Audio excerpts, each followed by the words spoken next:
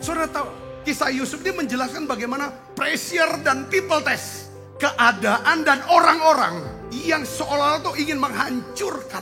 Saya tuh dapetin ayat tentang Yusuf. Mazmur 105 ayat 16-17. Ketika ia mendatangkan kelaparan di atas negeri, ia menghancurkan seluruh persediaan makanan.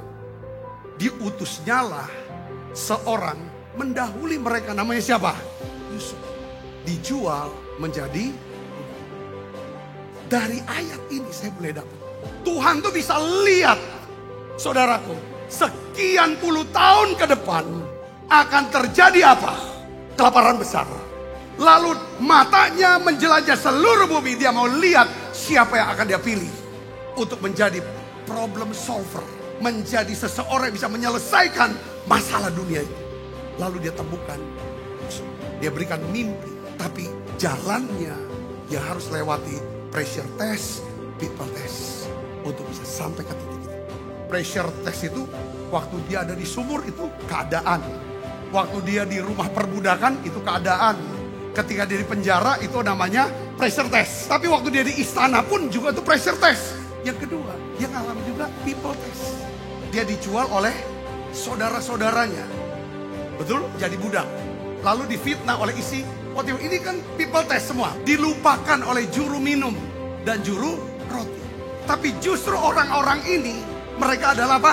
Golden connection buat Yusuf.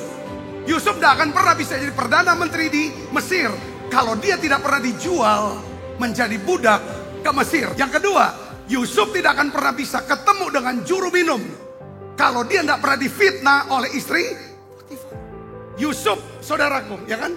Bisa jadi Perdana Menteri. Tapi jalannya adalah jalan pressure test, people test.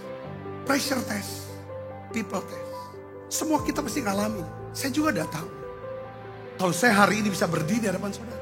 Tapi Tuhan sudah rancang itu. Prosesnya adalah apa? Umur 10 tahun mama saya harus meninggalkan saya. Proses hidup saya begitu panjang. Lewat tekanan-tekanan yang hancurkan segalanya. Orang-orang yang berusaha untuk juga meremuka, ini adalah persiapan Tuhan untuk aku bisa dipakai dalam hidupku untuk menyatakan kemuliaan. Apapun yang terjadi dalam hidup saudara, saudara tahu pasti ada rencana Tuhan yang besar, ada penugasan, ada panggilan Tuhan di depan untuk saya. Dia sedang berproses, dia mau proses hati saya. Makanya selalu firman kata, jaga hatimu dengan segala karena dari hati itu akan terpancar satu kehidupan. Kehidupan di sini adalah kehidupan yang akan menghasilkan apa saudara?